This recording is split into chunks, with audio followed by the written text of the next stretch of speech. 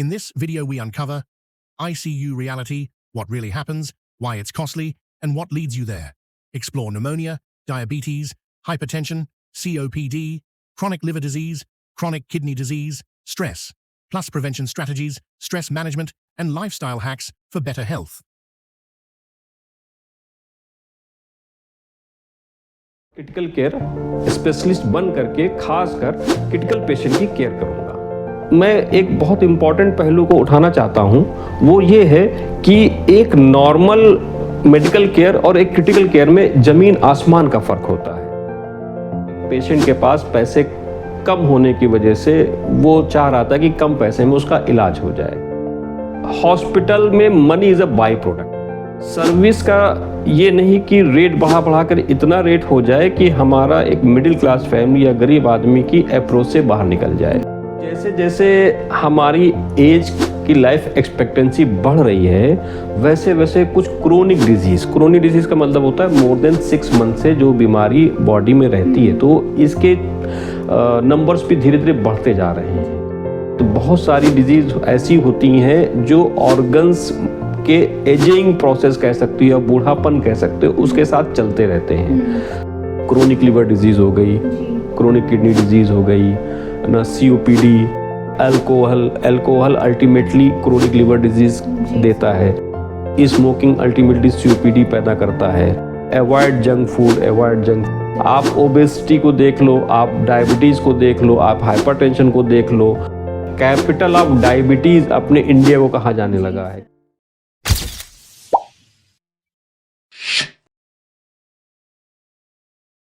नमस्कार सभी को। हम स्वागत करते हैं आपका द 24 टाइम्स के इस खास एपिसोड में, जिसका आप सबको बेसब्री से इंतजार था। आज हमारे साथ है एक खास मेहमान, जिन्होंने ना सिर्फ एक हॉस्पिटल की नींव रखी है, बल्कि हजारों जिंदगियों को उम्मीद, सेहत और एक नई आशा भी दी है। मैं बात कर रही हूँ क्रिटिकेयर हॉस्पिटल के फाउंडर डॉक्टर दिलशाद की। 20 साल से ज्यादा अनुभव के साथ डॉक्टर दिलशाद ने मेडिकल फील्ड में एक नई मिसाल कायम की है, चाहे बात हो इमरजेंसी केयर की या हेल्दी लाइफस्टाइल की गाइडेंस देने की। आज के इस एपिसोड में हम उनसे जानेंगे कुछ ऐसे हेल्थ टिप्स और लाइफस्टाइल हैक्स जो ना सिर्फ आपकी डेली रूटीन को अपलिफ्ट करेंगे, बल्कि आपकी जिंदगी में एक नया बदलाव की लाएंगे। तो चलिए शुरू करते हैं ये सफर एक स्वस्थ जीवन की तरफ डॉक्टर दिलशाद के साथ। तो डॉक्टर दिलशाद, हम सबकी जिंदगी में एक ऐसा मोड़ जरूर आता है जब हम अपनी लाइफ का एक अहम फैसला लेते हैं, अपने करियर का, अपने सपनों का। तो मैं जानना चाहूंगी, आपकी लाइफ में वो क्या मोमेंट था जब आपने ये डिसाइड किया कि आपको डॉक्टर बनना है और मेडिकल फील्ड में जाना है? Thank you Saumya. हर इंसान की ज़िंदगी में बहुत सारी अनकही कहानियाँ होती हैं, और जो इंसान दिख रहा होता है उससे कहीं ज़्यादा उसकी ज़िंदगी में बीत चुका होता है। तो मैं बताना चाहूँगा कि ऐसा कोई करियर गोल नहीं था। ये बात है सन 1988 के आसपास की। मैं क्लास 7th या 8th में रहा हूँगा, और मैं अपनी दादी माँ से बहुत अटैच था। इवन अगर मेरी मदर कहीं चली जाती थी तो मुझे चिंता नहीं होती थी। अगर मेरी दादी माँ मेरे साथ है तो मैं आराम से एंजॉय करता था। उस साल उनकी तबीयत में अचानक से गिरावट आना शुरू हो गई। मैं उतना समझदार था नहीं। फिर अल्टीमेटली जो मुझे पता चला कि वो कैंसर से पीड़ित थी। लास्ट मोमेंट पे उनकी कंडीशन बहुत सीरियस हो गई। हम लोग मेडिकल कॉलेज गए, पूरी फैमिली उनके लिए पूरा प्रयास कर रही थी, और उसी के दौरान जो मैंने ऑब्जर्व किया कि एक अच्छी केयर पेशेंट को मिल पाना सही समय पे ये बहुत मुश्किल दिखा, जिसने मुझे ये इस लाइन को चूज करने के लिए मोटिवेट किया। और तब से मैंने डिसाइड किया कि मैं डॉक्टर बनूंगा और क्रिटिकल केयर स्पेशलिस्ट बन करके खासकर क्रिटिकल पेशेंट की केयर करूंगा। जी सर, मैं समझ सकती हूँ। कई लोग ऐसी सिचुएशन से डीमोरलाइज हो जाते हैं, बट आपने इस चीज़ को ठाना और इस चीज़ से मोटिवेट होकर आपने ये सोचा कि आगे की जो जनरेशन है और जो पेशेंट्स है, उनको ये सिचुएशन ना फेस करनी पड़े, और आपने ये फैसला लिया कि आप इस फील्ड में आएंगे और क्रिटिकल केयर ICU स्पेशलिस्ट में अपनी सर्विसेज रखेंगे। मैं आपके जैसे डॉक्टर्स का बहुत ही सम्मान करती हूँ, जो पेशेंट्स को एक क्रिटिकल कंडीशन से निकालकर उनको एक नई उम्मीद देते हैं, एक नई जिंदगी देते हैं। तो डॉक्टर, अभी तक हमने जैसा कि आपके बारे में सुना, अब मैं चाहूंगी कि आप खुद हमें अपने बारे में और अपने फील्ड के बारे में थोड़ा और बताइए। बिल्कुल सौम्या, ये बहुत इम्पोर्टेंट टॉपिक है। एक्चुअल में क्या होता है कि मैक्सिमम लोग खासकर अपने जो इंडिया में, भारतवर्ष में है, लोग अपने हेल्थ के प्रति बहुत अवेयर पहले तो नहीं थे, क्योंकि जब हम लोग 1947 में आज़ाद हुए तो हमारी लाइफ एक्सपेक्टेंसी 39 ईयर्स थी, मतलब कि काफ़ी कम थी। फिर धीरे-धीरे हेल्थ सेक्टर को इम्प्रूवमेंट होता गया और अब हम लोग जो हैं अराउंड 65 ईयर लाइफ एक्सपेक्टेंसी पे हैं। तो मैं एक बहुत इम्पोर्टेंट पहलू को उठाना चाहता हूँ, वो ये है कि एक नॉर्मल मेडिकल केयर और एक क्रिटिकल केयर में ज़मीन-आसमान का फ़र्क होता है। जस्ट लाइक जब कोई सिक्योरिटी की बात आती है, तो पुलिस भी होती है और आर्मी भी होती है। तो ऐसा ही सेम डिफरेंस है हमारी मेडिकल फील्ड में कि जैसे पुलिस को आप नॉर्मल केयर समझ लीजिए और क्रिटिकल केयर को आप आर्मी की केयर समझ लीजिए। क्यों? क्योंकि वहाँ पे सेंट्रलाइज होता है, एट द स्पॉट पे जाके आपको मरीज के प्रति वो सारे काम करने पड़ते हैं जिससे उसकी जीवन बच सके। तो ये एक मतलब नॉर्मल केयर से एडवांस केयर में आती है। इसमें स्किलनेस, टेक्नोलॉजी एंड नॉलेज, ये तीनों चीज का कॉम्बिनेशन होता है। जी। इसी के बेसिस पे हम अपने पेशेंट को एज अर्ली और इमीडिएट बेस्ट केयर प्रोवाइड करके उसको उसके जीवन को बचाते हैं, जो कि उसका अधिकार है। जी सर, आपने बिल्कुल सच बात कही है कि आईसीयू टीम और आईसीयू स्पेशलिस्ट का बहुत ही अहम रोल होता है जब हम पेशेंट्स को 24/7 उनकी सपोर्ट सिस्टम बनकर उन्हें एक नई उम्मीद देते हैं। तो डॉक्टर, आपकी जर्नी बहुत ही इंस्पायरिंग रही है, जैसा कि मैं सुन रही हूँ। मैं जानना चाहूँगी कि आपकी इस इंस्पायरिंग जर्नी का एक अहम रोल आपका ये हॉस्पिटल क्रिटी केयर भी रखता है। तो आप हमें इस हॉस्पिटल के बारे में बताइए। हाँ सौम्या, ऐसा कोई प्लान नहीं था कि क्या करना है। डॉक्टर बन गए थे, आईसीयू में एक्सपीरियंस हो गया था, ट्रेनिंग हो गई थी और हम लोग कॉर्पोरेट हॉस्पिटल में एज सबको पता होता है कि एक अच्छी जॉब मिल जाती है, अच्छी जॉब भी कर रहे थे।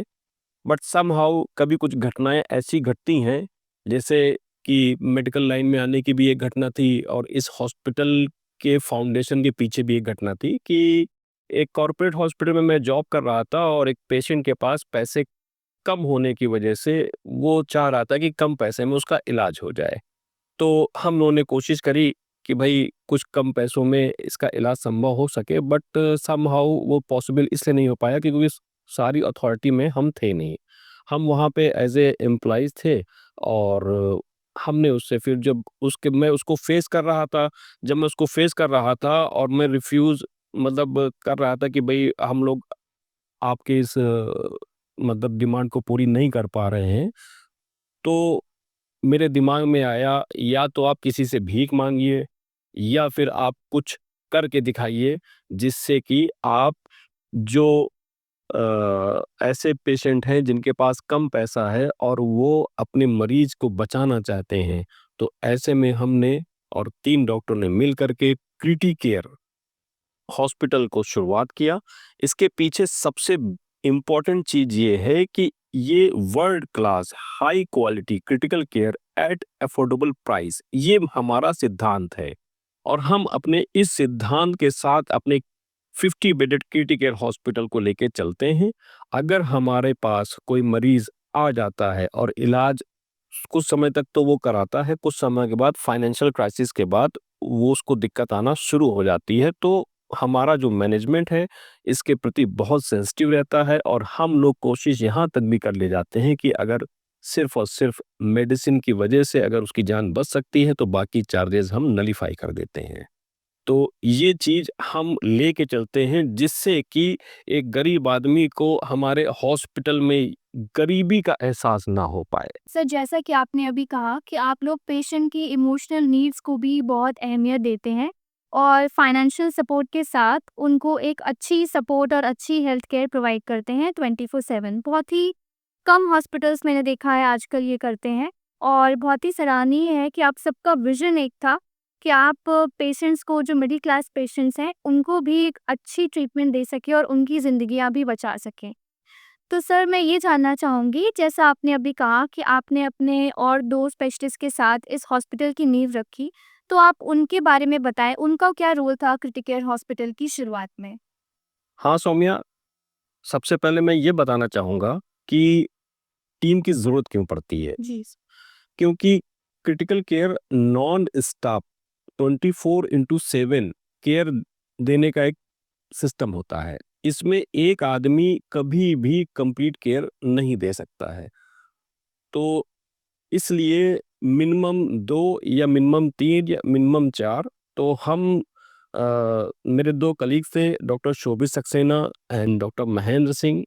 डॉक्टर शोभित सक्सेना का भी विज़न एकदम हमारे विज़न से मैच किया और उन्होंने क्रिटिकल केयर में पोस्ट ग्रेजुएट अ, कोर्स कर रखा था बीएचयू वाराणसी से। डॉक्टर महेंद्र सिंह थे, इन्होंने क्रिटिकल केयर का कोर्स किया था राम मनोहर लोहिया से।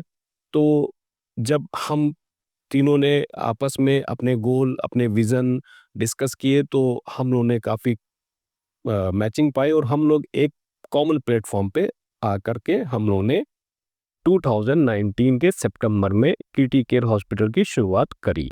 अच्छा। बहुत ही अच्छी बात है ये सर कि आप सबका विज़न एक था, क्वालिटी आपको देनी है पेशेंट्स की हेल्थ को। सर मैं अब ये जानना चाहूँगी कि जैसा कि कोई भी नई चीज़ या नई शुरुआत करने से पहले हम काफ़ी चैलेंजेस फेस करते हैं। तो मैं जानना चाहती हूँ कि इस हॉस्पिटल को शुरुआत करने में क्या चैलेंजेस आप लोग ने फेस किए? हाँ, बिल्कुल सौम्या, मोस्ट इम्पोर्टेंट चैलेंज ये होता है कि पहले तो आपकी टीम का फॉर्मेशन, फिर उसके बाद उन टीम के वर्क का डिस्ट्रीब्यूशन। क्योंकि बहुत सारे लोग सोचते हैं कि हॉस्पिटल खोलो, पैसा कमाओ और एकदम बस करोड़पति बन जाओ। तो हॉस्पिटल में money is a by product, service is a main product. तो हम लोग ने तीनों ने ये डिसाइड किया कि हमें अपनी सर्विस को सबसे अच्छा रखना है, कस्टमाइज़ रखना है। सर्विस का ये नहीं कि रेट बढ़ा-बढ़ाकर इतना रेट हो जाए कि हमारा एक मिडिल क्लास फैमिली या गरीब आदमी की अप्रोच से बाहर निकल जाए।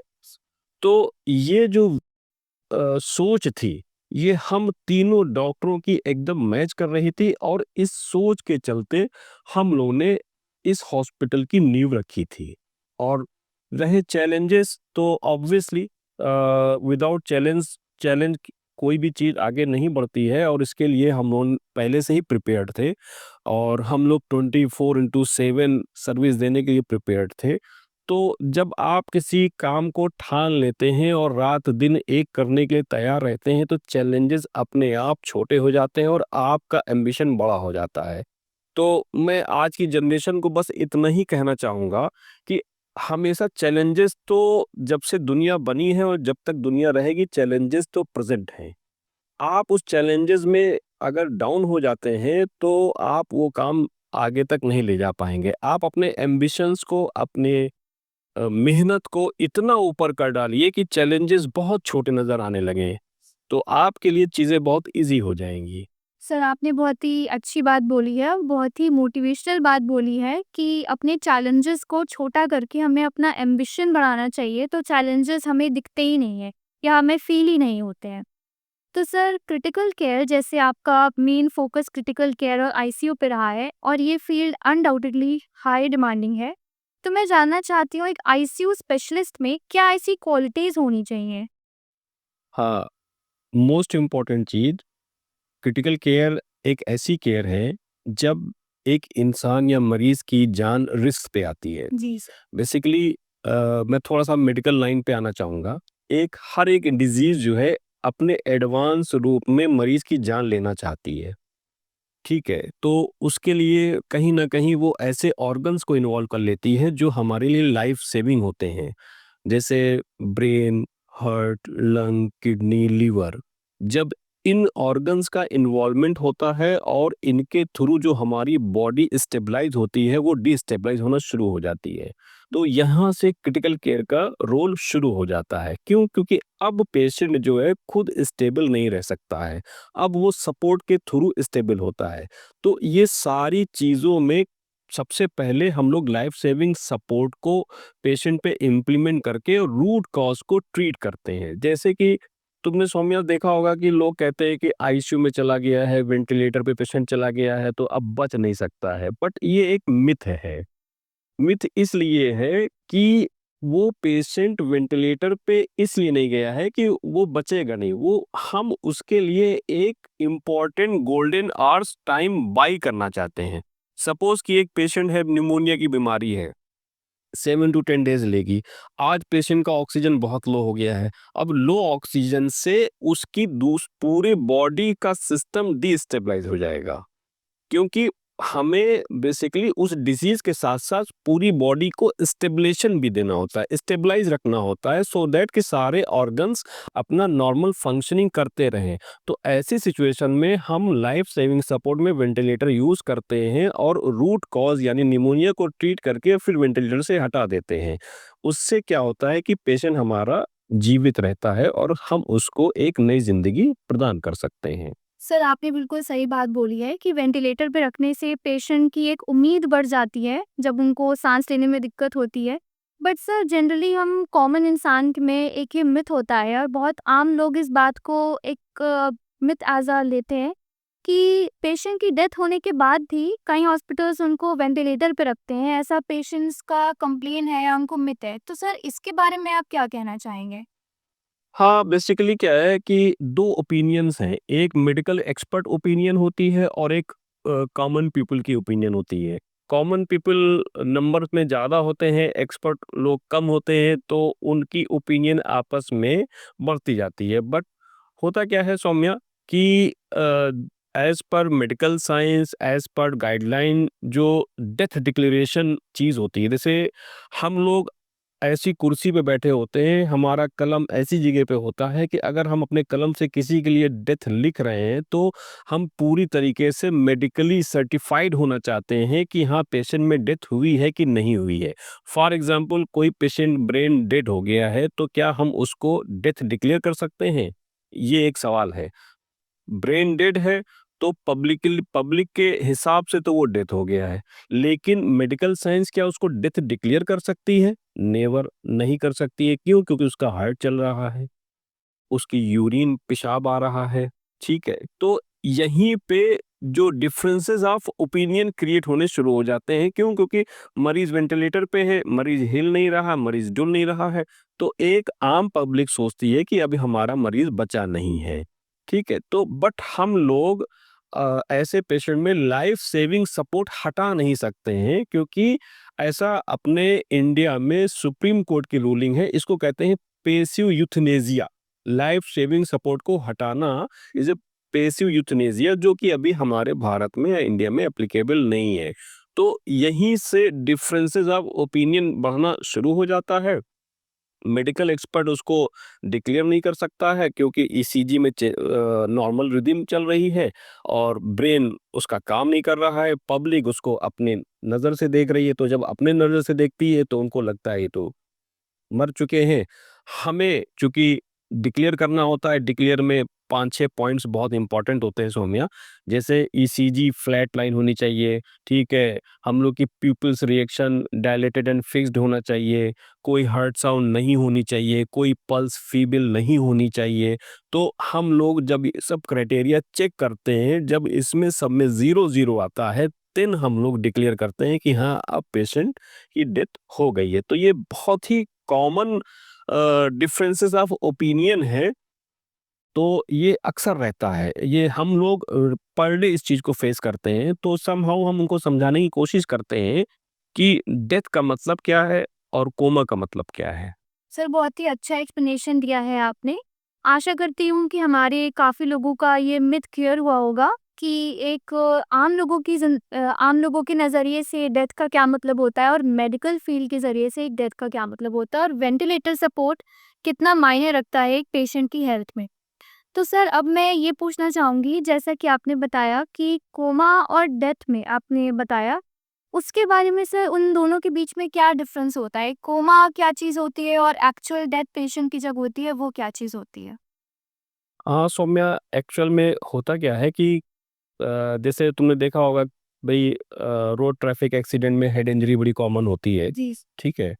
तो अब पेशेंट तो अनकॉन्शियस होता है, बट उसको डेथ डिक्लेयर नहीं कर सकते हैं। क्यों? क्योंकि वो अनकॉन्शियस अनकॉन्शियस और डेथ में बहुत डिफरेंस है।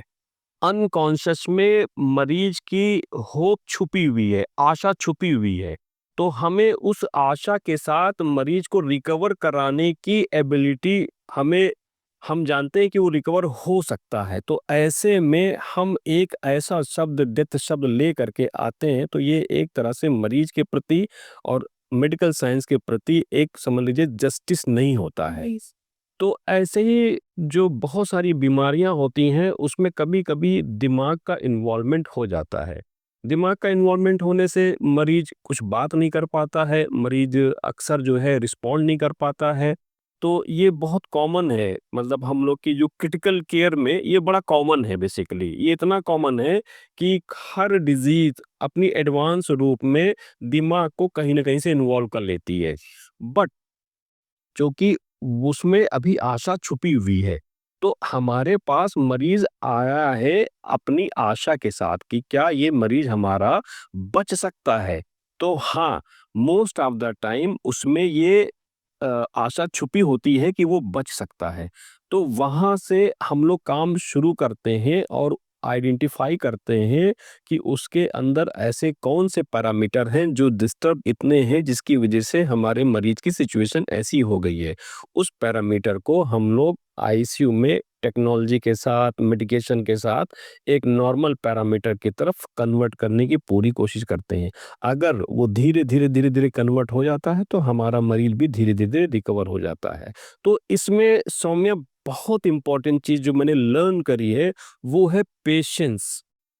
पेशेंस के साथ आगे बढ़ना। जो मैं एक कॉमन पीपल की तरफ से मतलब बात करने जा रहा हूँ कि एक सामान्य आदमी जो है सोचता है कि मैं आज हॉस्पिटल आया हूँ, आज ही शाम को हमारा मरीज़ ठीक हो जाए, नहीं तो कल सुबह तो आप उसको ठीक कर ही दीजिए।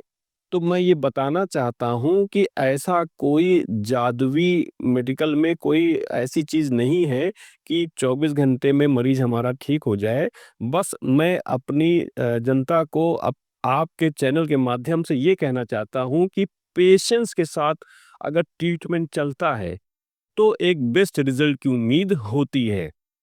अक्सर जो हमने ऑब्ज़र्व किया है, वो ये किया है कि पेशेंट या उसके रिश्तेदार या नातेदार टाइम फ्रेम की बात करते हैं। डॉक्टर साहब 24 घंटे में पेशेंट रिकवर हो जाएगा, डॉक्टर साहब 48 घंटे में रिकवर हो जाएगा, डॉक्टर 72 घंटे में रिकवर हो जाएगा। मैं तुम्हें सौम्या एक अपने ही पेशेंट की एक घटना बताता हूँ, बहुत इम्पोर्टेंट है। ये है कोविड के आसपास का दौर चल रहा था, तो सुबह 3 बजे हमारे बड़े ब्रदर का फ़ोन आता है, अर्ली मॉर्निंग 3 बजे, तो मैं उठाया तो मैंने सोचा कि पता नहीं क्या बात है, तो उन्होंने बोला कि हमारे एक फ्रेंड हैं, उनके फादर बहुत सिक हैं और किसी हॉस्पिटल में हैं और उन्होंने जवाब दे दिया है। एक हॉस्पिटल से उनको जवाब मिल गया था और वो उस समय 80 ईयर ओल्ड थे। तो सुबह 4 बजे वो हमसे फ़ोन पे डिस्कस कर रहे थे कि कितना होप है। तो मैंने उनको एक ही जवाब दिया, हमने कहा सर इस सवाल का जवाब देने के लिए आपको हॉस्पिटल आना पड़ेगा, सो दैट मैं उनको देख करके असेस करके तब मैं आपको जवाब दे पाऊँगा। तो हम लोग ने जो है फिर वो पेशेंट ले आए और जब उनका इलाज भी शुरू हो गया 12 बजे के आस वो हमारे पास सुबह 6 बजे आ गए थे और 12 बजे के आसपास जब हमारी उनकी मीटिंग हो रही थी, तो उनका मैंने उनसे सवाल किया कि आप क्या चाह रहे हैं हम लोगों से? तो उन्होंने बोला कि सर इसमें कोई आशा है? मैंने कहा हाँ, बिल्कुल आशा है। तो मैंने कहा आप क्या सोच रहे हैं? तो उन्होंने बड़ा अच्छा जवाब दिया।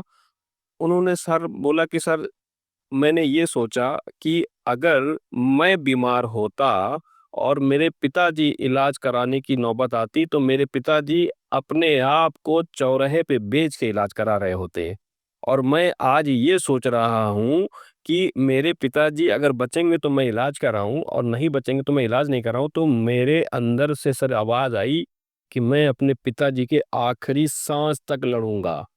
तो मैंने उनसे ये कह दिया कि आप ये समझ लीजिए कि अब आपने आधी लड़ाई जीत ली है क्योंकि ये पॉजिटिविटी आपके पिताजी के पास पहुंचेगी। तो ये पॉजिटिविटी होती है, ये खरीद फरोख्त का मतलब व्यवसाय नहीं है। ये पॉजिटिविटी है कि अगर आपने ये डिसाइड कर लिया तो उससे जो है हमारी जो मेडिकल टीम के जो अंदर जो मोटिवेशन आता है, मतलब निडर होके लड़ने की जो मोटिवेशन है, ये जो है ये मान के चलिए कि 100 टाइम्स बढ़ जाता है और सेम उससे ही रिजल्ट तैयार होता है। अक्सर क्या होता है कि आजकल क्या होता है कि आदमी को एक इलाज करते समय डर होता है। वो डर क्या है कि अगर ये पेशेंट मर गया तो मेरा हॉस्पिटल ना टूट जाए। जबकि मैं आम पब्लिक से यही कहना चाहता हूँ कि मरीज को जब लेके आएँ तो आप ये सोचिए कि मेरे मरीज को आप डॉक्टर साहब जो है हर कीमत पे बचाइए। तो इससे जो है जो डॉक्टर का मनोबल होता है ये बहुत बढ़ जाता है और कोई भी जंग मनोबल से जीती जाती है। ये इतिहास भी रहा है और आप कभी भी इसको अप्लाई कर लीजिए। अगर आपका मनोबल स्ट्रांग होगा तो आप 100% लड़ाई जीत जाएँगे। तो ये मैं अपने दर्शकों से आपके चैनल के माध्यम से कहना चाहता हूँ कि वो बाबूजी ठीक रहे, उसके फर्दर उनको जो है लंग्स की प्रॉब्लम थी, वो लंग्स की प्रॉब्लम से नहीं मरे, बाद में उनको लीवर का कैंसर हुआ और उनकी एक बेटी थी, वो भी डॉक्टर थी। उन्होंने शादी सिर्फ़ इसलिए नहीं की थी कि उन्होंने अपने बाबूजी की केयर करनी थी।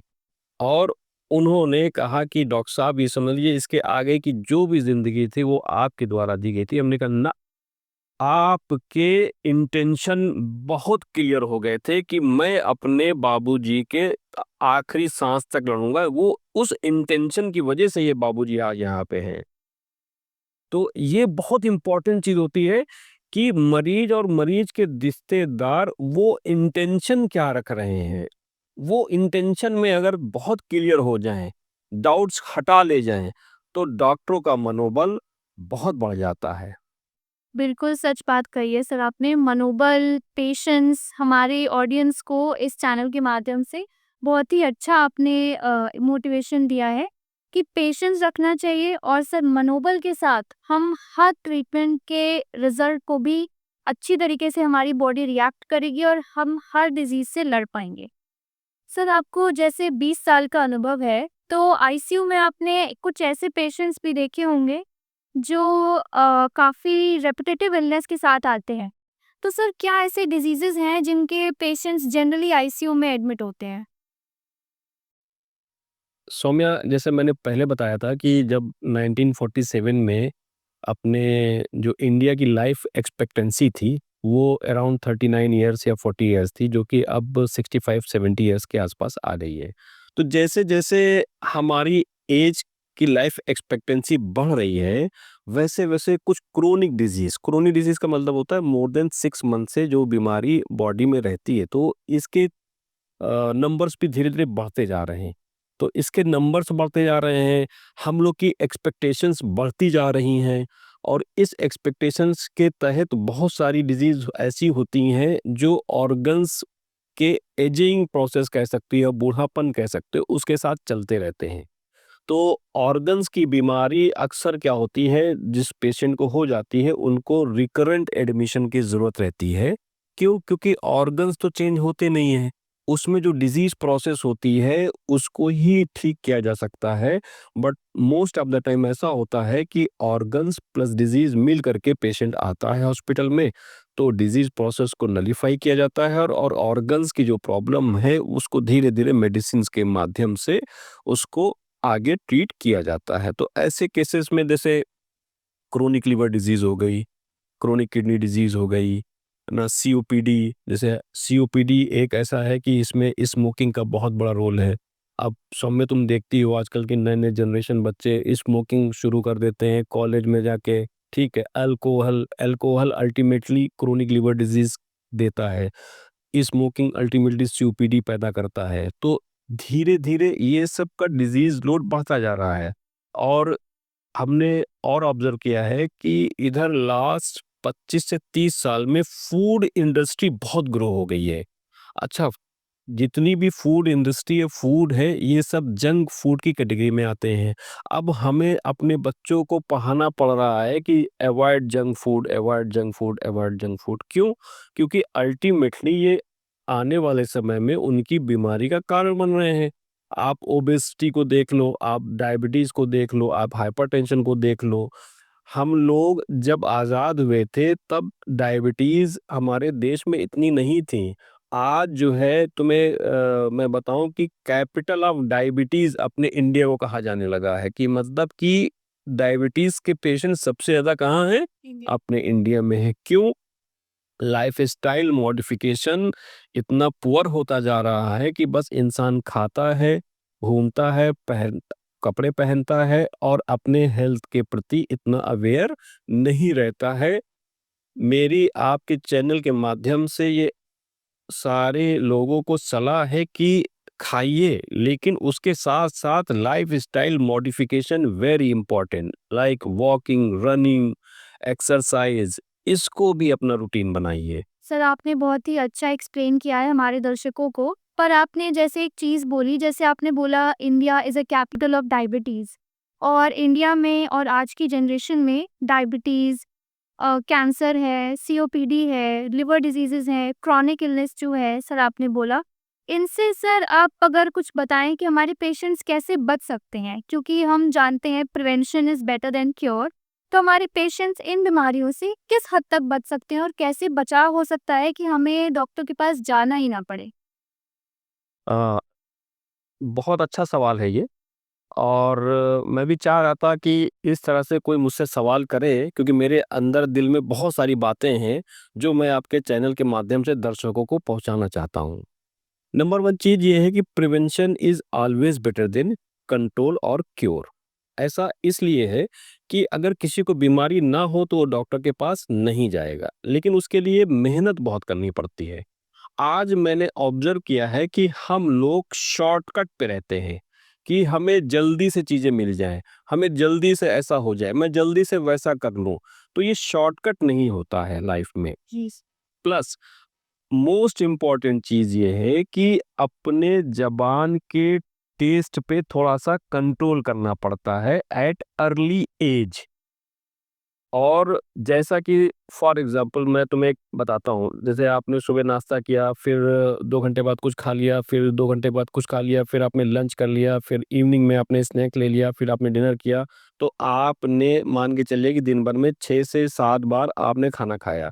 अब इसको, जैसे तुमने कहा कि कैपिटल ऑफ डायबिटीज़ इंडिया है, तो ये क्यों है, मैं उसके बारे में बताना चाह रहा हूँ।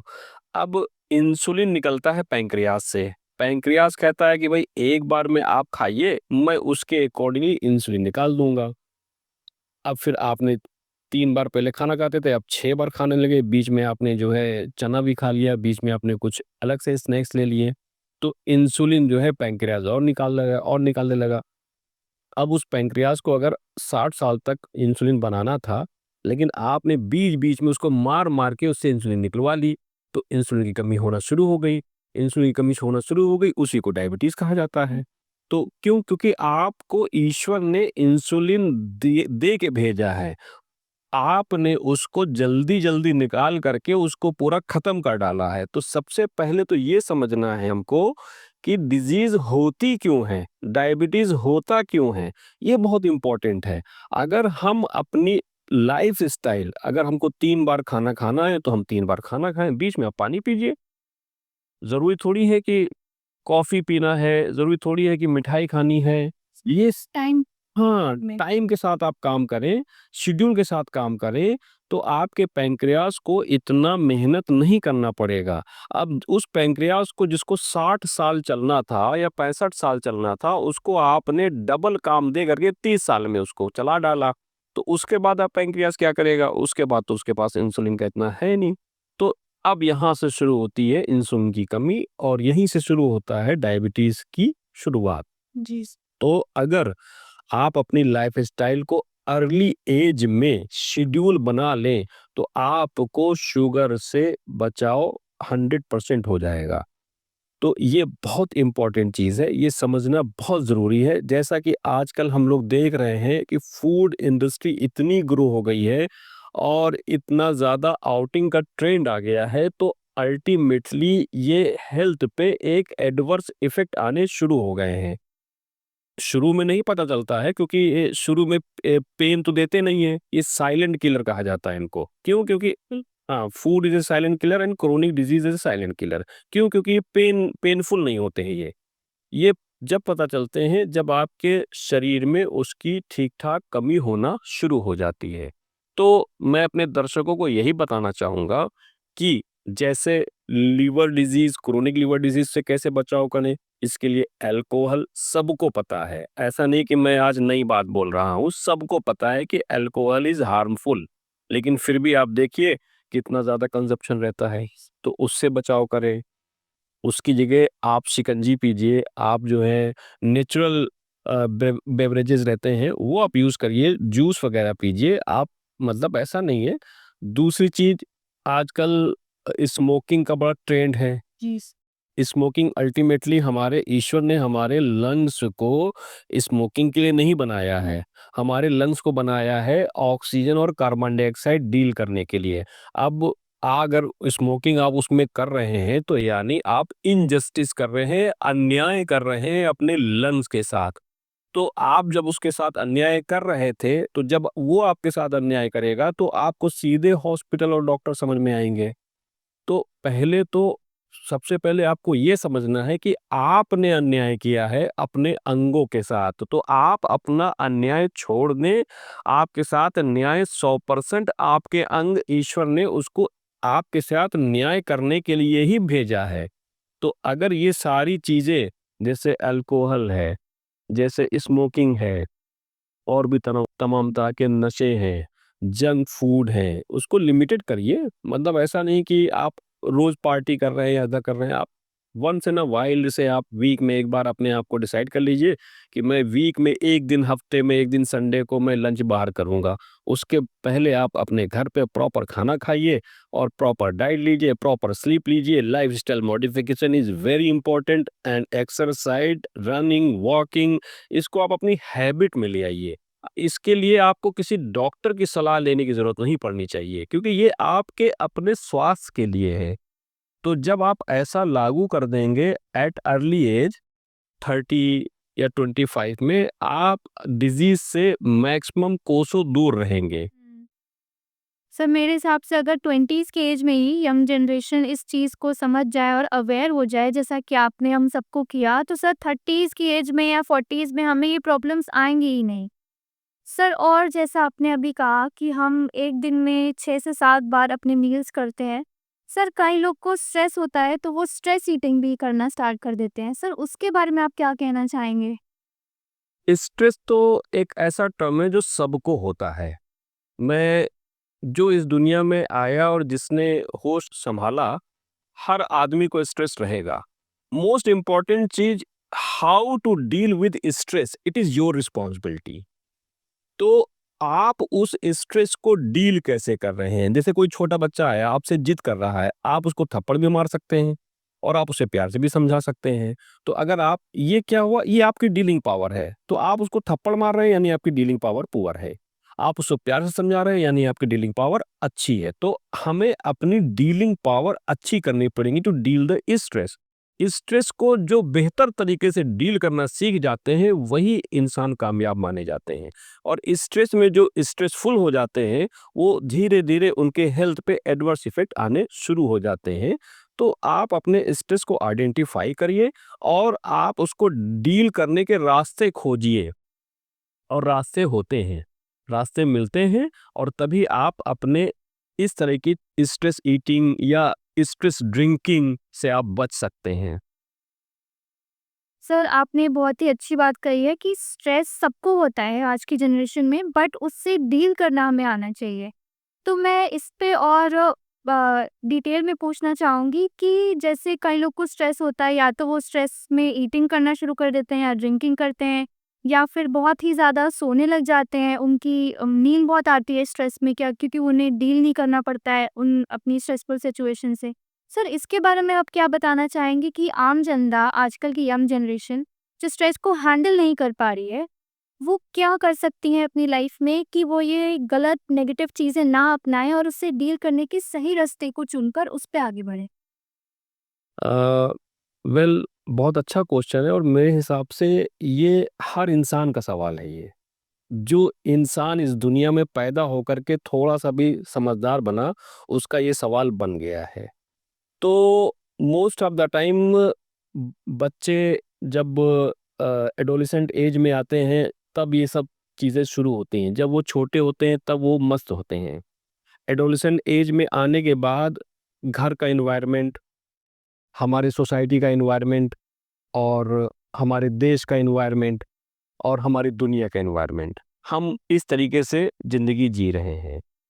और जब से ये फ़ोन आया है, तब से स्ट्रेस का लेवल और बढ़ गया है।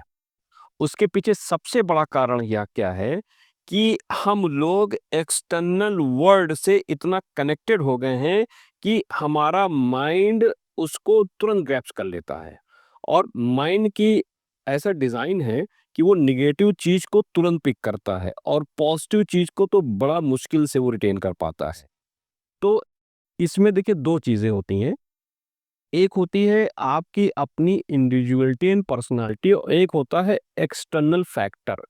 तो आप एक्सटर्नल फैक्टर को मॉडिफाइड नहीं कर सकते हैं, इसीलिए आप स्ट्रेस में और बढ़ते चले जाते हैं।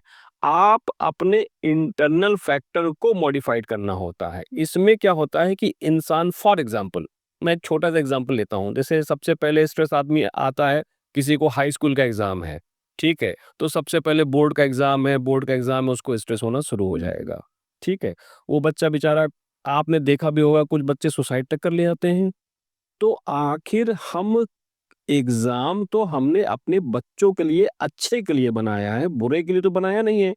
लेकिन उसका बुरा इम्पैक्ट आना शुरू हो जाता है। उसके पीछे सबसे बड़ा कारण ये है कि हम बच्चे को फ्रीडम दे दें, एकदम आज़ाद छोड़ दें कि बेटा जितना होगा अच्छा होगा। क्यों? क्योंकि ईश्वर ने तुम्हारा अपना कैरियर कहीं न कहीं तो छुपा के रखा हुआ है। उसको तुम्हें ढूँढना है। ज़रूरी थोड़ी है कि कोई अगर पढ़ाई में अच्छा नहीं है, तो उसका करियर नहीं है। ये हम लोग का माइंडसेट है, हमारे पेरेंट्स का माइंडसेट है। आजकल नंबर गेम चलने लगे हैं।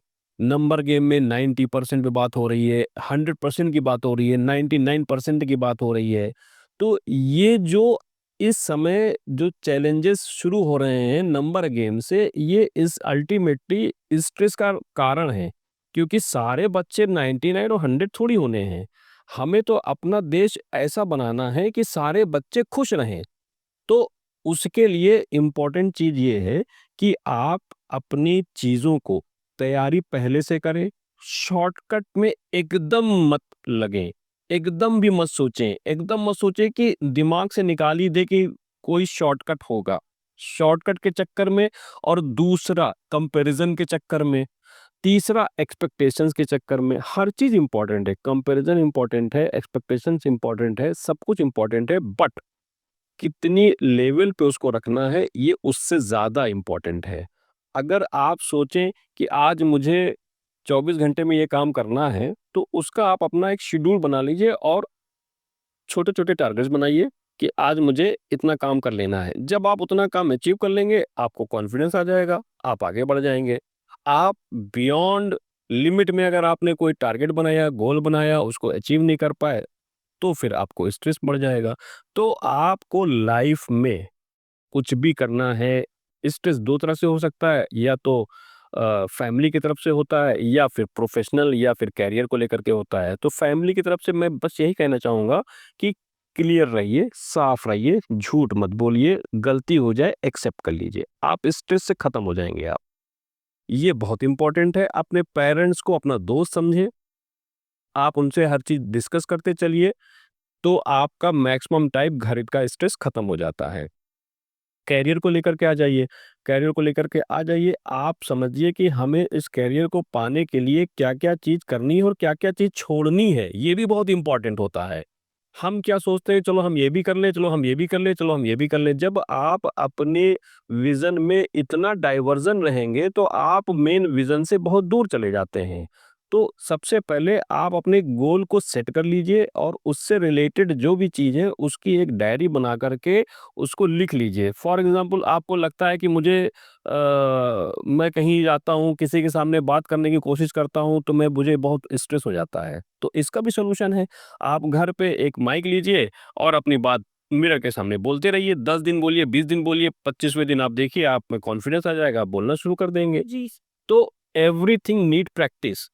तो आपको जब जिस चीज़ का स्ट्रेस हो, उसको आप अपने शांत दिमाग से अपनी एक डायरी नोट डाउन कर रहिए और उसको फिर आंसर पूछिए कि अपने दिल से पूछिए कि इसके क्या-क्या सॉल्यूशन हैं।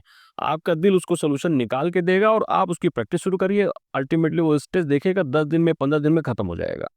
तो स्ट्रेस डील करने का तरीका सिंपल है कि आप अपने स्ट्रेस को पहले फाइंड आउट कर लीजिए।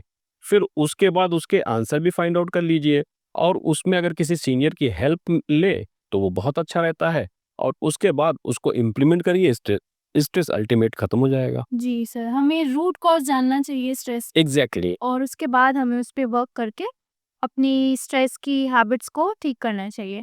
सर मेडिटेशन का क्या रोल है स्ट्रेस? बहुत इम्पोर्टेंट रोल है मेडिटेशन का। मैं रिकमेंड करूँगा कि meditation is very important because actual में अब थोड़ा-सा आप साइकोलॉजिकल पार्ट पे आ गई हैं, तो मैं थोड़ा-सा बताना चाहूँगा कि हमारे ब्रेन कैसे वर्क करता है साइकोलॉजिकली। Subconscious mind. हाँ, एग्ज़ैक्टली।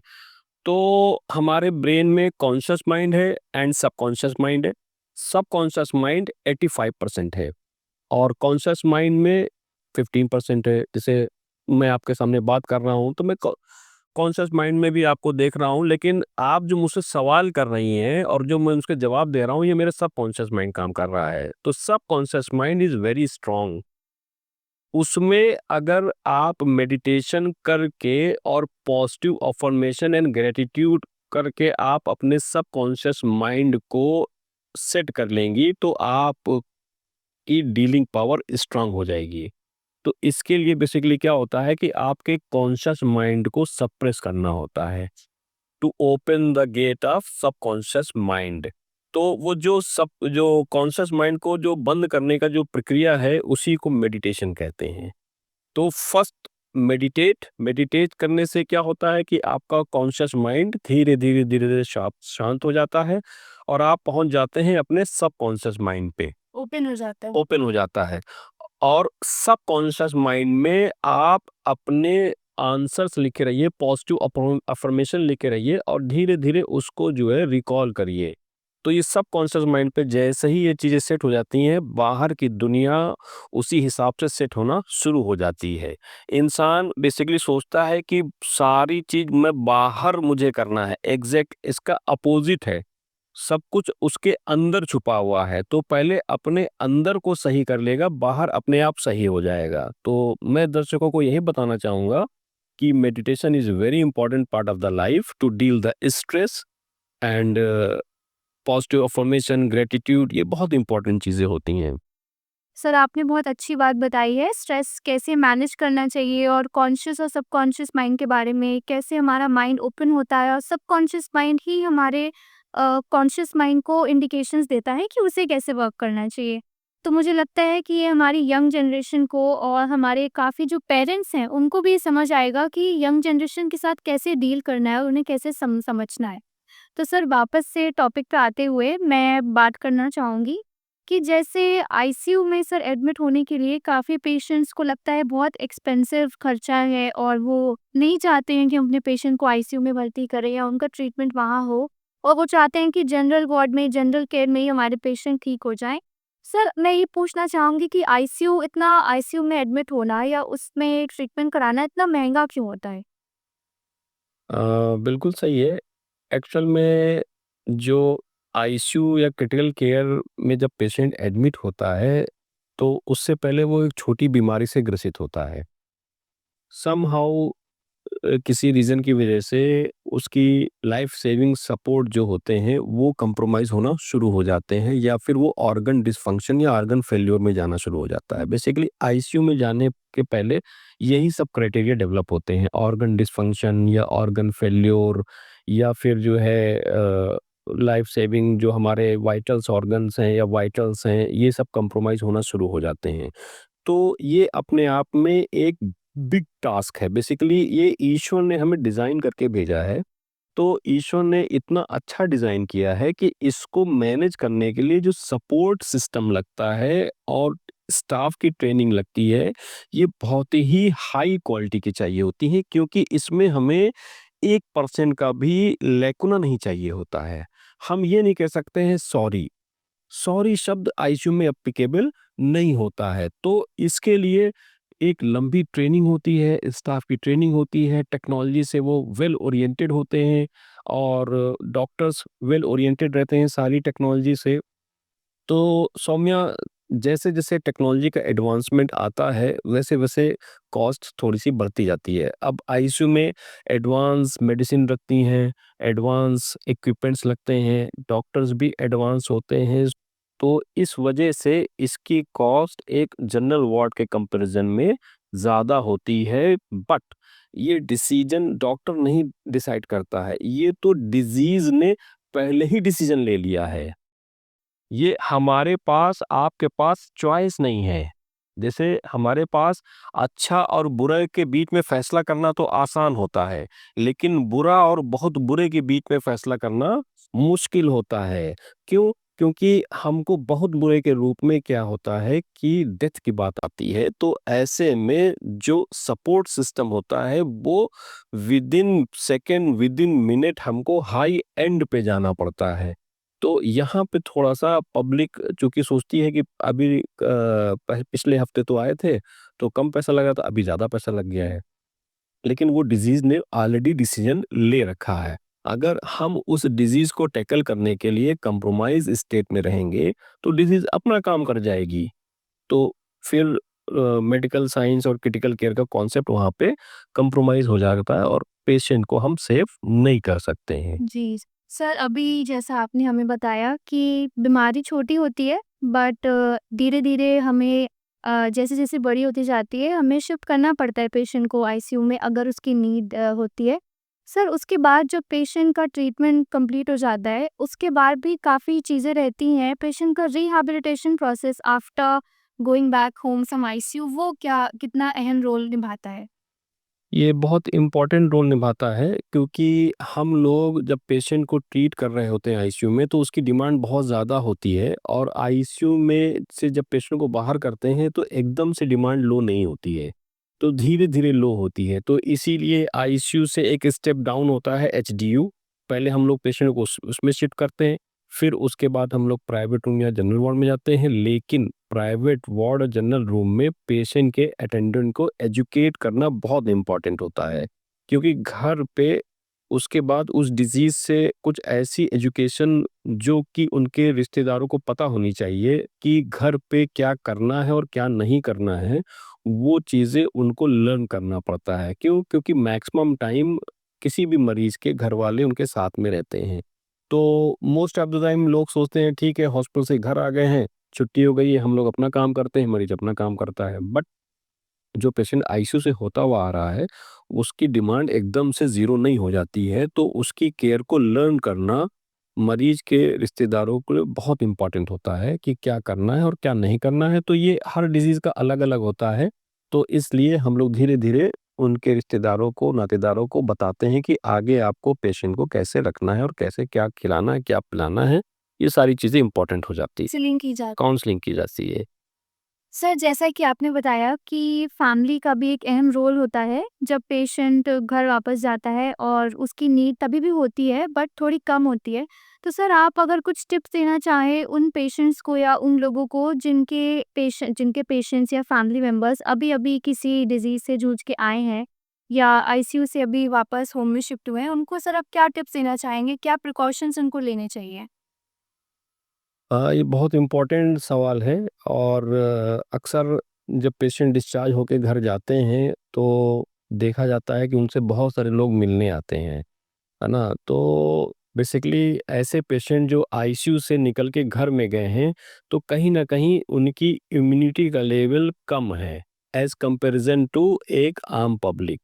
तो ऐसे में बहुत ज़्यादा पब्लिक मीटिंग जो होती है, पब्लिक गैदरिंग होती है, ये बहुत हार्मफुल हो जाती है ऐसे पेशेंट में, जो पेशेंट आईसीयू से निकल के आए हैं।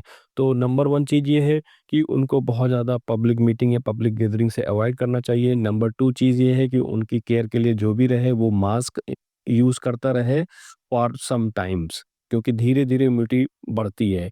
पेशेंट तो डिस्चार्ज हो गया, लेकिन उसकी इम्यूनिटी इमीडिएट नहीं बढ़ जाती है। It will takes time.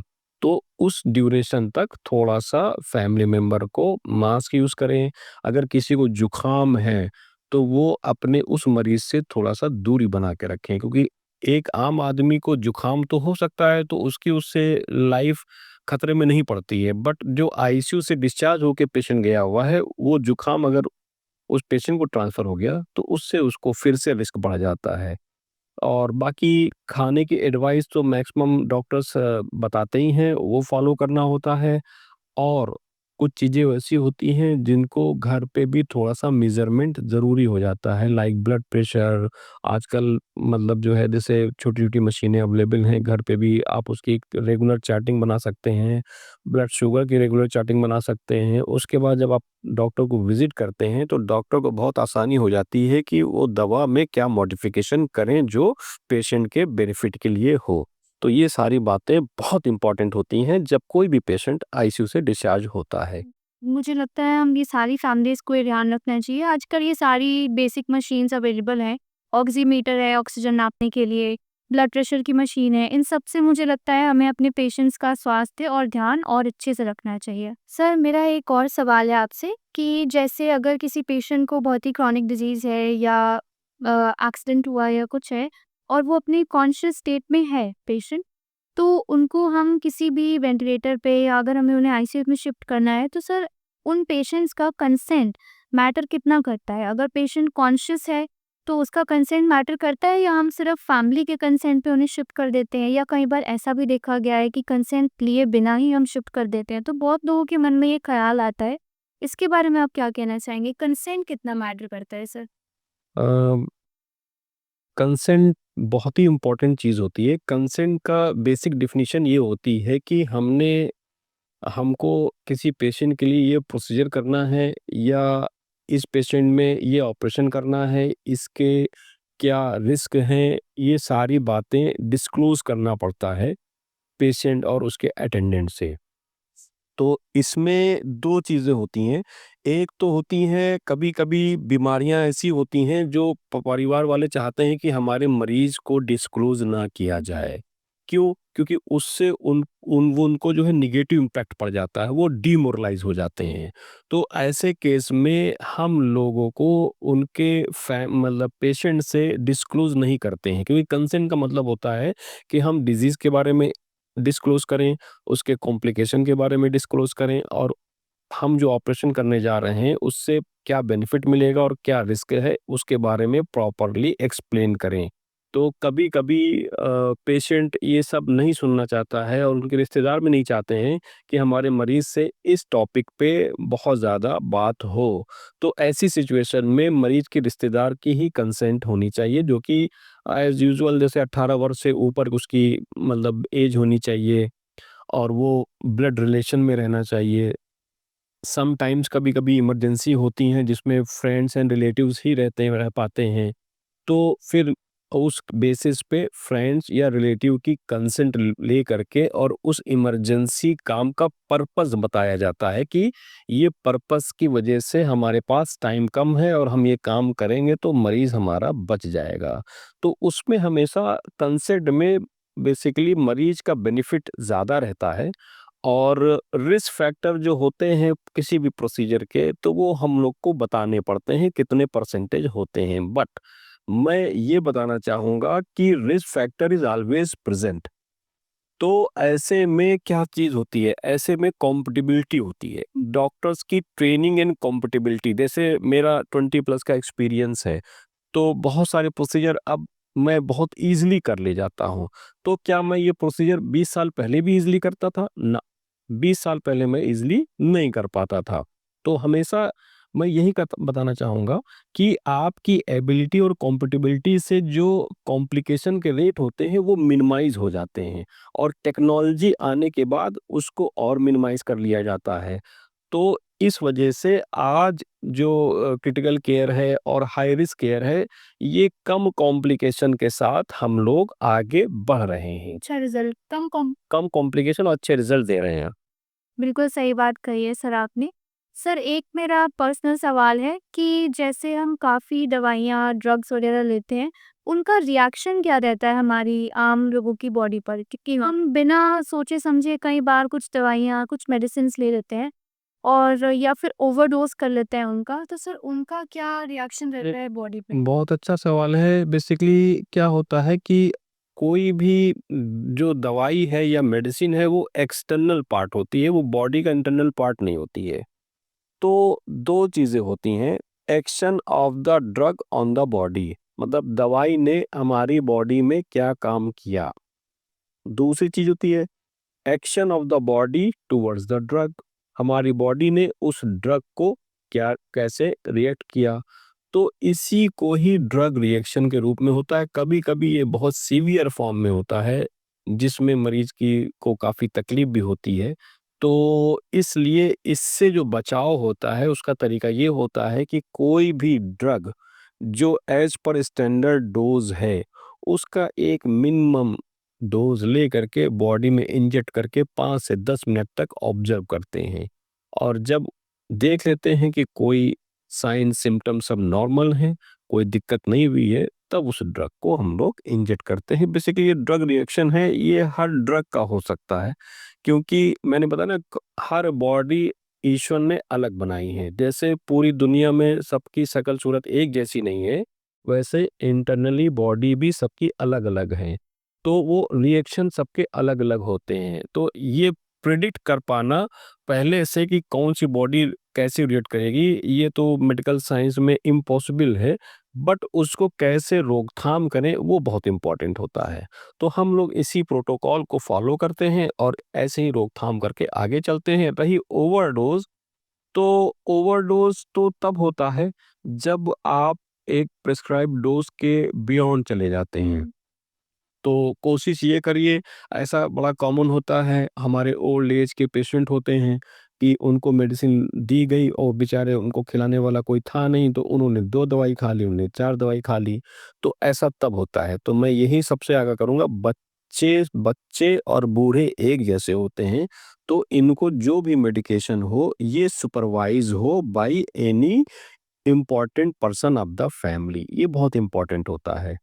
और कभी-कभी क्या होता है कि आजकल जैसे देखा है कि बहुत वर्किंग लोग होते हैं, सुबह 9 बजे भागना होता है, फिर पेरेंट्स उनके घर पे उनको दवाई भी देनी होती है। तो मैं उनसे एक सुझाव दूँगा कि अलग-अलग कटोरियाँ रख लें और एक सुबह की एक कटोरी का अलग कलर कर लें, दोपहर की कटोरी का अलग कलर कर लें, इवनिंग की कटोरी का अलग कलर कर लें और उस कलर कोड कटोरी में बाबूजी को समझा दें कि बाबूजी सुबह आप इस कटोरी की दवा खा लीजिएगा, दोपहर में इस कटोरी की खा लीजिएगा, शाम को इससे खा लीजिएगा। तो बाबूजी इतने समझदार हैं कि वो ये काम कर लेंगे। अक्सर क्या होता है कि दवाइयाँ जो हैं कभी-कभी पत्ते एक जैसे दिख जाते हैं, तो कन्फ्यूज़न में आदमी दूसरी दवाई खा लेता है। तो ये सारी चीज़ से बचा जा सकता है बाय अवेयरनेस। सर, आपने बहुत अच्छी बात बताई हमारे दर्शकों को। कई बार हम लोग बहुत कैजुअल ले लेते हैं इस चीज़ को कि हम दवाइयों का ओवरडोज़ ले लेते हैं और हमें लगता है कि हम ये मेडिसिन्स तो डॉक्टर भी दे रहे हैं, बट ये हम घर पे भी ट्रीट कर सकते हैं अपने पेशेंट्स को ये देकर। तो वो बहुत ही गलत सिनेरियो जा सकता है और दवाइयों के ओवरडोज़ से, ड्रग रिएक्शन से हमें काफ़ी वर्स्ट केसेस झेलने पड़ सकते हैं। आपने बहुत अच्छी टिप बताई है कि ओल्ड एज लोगों के लिए हम जो कटोरियों वाला कॉन्सेप्ट आपने बताया वो बहुत ही अच्छा है। और मुझे लगता है काफ़ी लोगों को और काफ़ी वर्किंग लोग को इस चीज़ से हेल्प मिली होंगी। सर, एक लास्ट क्वेश्चन है मेरा कि जो डॉक्टर्स नए डॉक्टर्स हैं जो क्रिटिकल केयर और आईसीयू स्पेशलिस्ट बनने के फील्ड में जाना चाहते हैं, उनके लिए अगर आप कुछ टिप्स देना चाहें या उनके लिए क्या मैसेज आप देना चाहेंगे? अ, उनके लिए मैसेज है कि बहुत ही डेडिकेशन एंड कॉन्टिन्यूअम ऑफ केयर की फील्ड है। कॉन्टिन्यूअम ऑफ केयर का मतलब लगातार केयर करते रहना। तो उनके लिए यही मेरी सलाह है कि हमेशा टीम में रहें, टीम का हिस्सा बनें और रिसेंट एंड अपडेट हमेशा लेते रहें। आजकल बहुत आसान है, हम लोग के पास मल्टीमीडिया फ़ोन होता है, उससे रिसेंट एंड अपडेट जो है आप कभी भी ले सकते हैं। और एक एज के बाद डॉक्टरों को जैसे खाना हमेशा इंसान खाता है, वैसे ही स्टडी उनको हमेशा ही करनी पड़ती है। तो इसको बायपास कभी ना करें और मेहनत को जो है अपना जीवन बना लें। मेहनत आपको ये मत सोचे कि मुझे 8 घंटे मेहनत करना है और फिर 12 घंटे मुझे आराम करना है। ये नहीं, इस सिद्धांत से फिर आप अपने पेशेंट की केयर नहीं कर पाएँगे। आपको अगर इस फ़ील्ड में आना है, तो ये बहुत अच्छी फ़ील्ड है, बहुत ब्राइट फ्यूचर है, बट इसमें डेडिकेशन एंड कमिटमेंट ये मरीज़ के प्रति बहुत इम्पोर्टेंट होता है। समटाइम्स आपको बहुत इम्पोर्टेंट फंक्शन, इवेंट छोड़ना पड़ेगा, तो आपको खुशी-खुशी छोड़ना चाहिए उसको। बस यही मेरी सलाह है। सर डॉक्टर्स तो भगवान का रूप होते हैं, 24/7 भी अवेलेबल रहते हैं।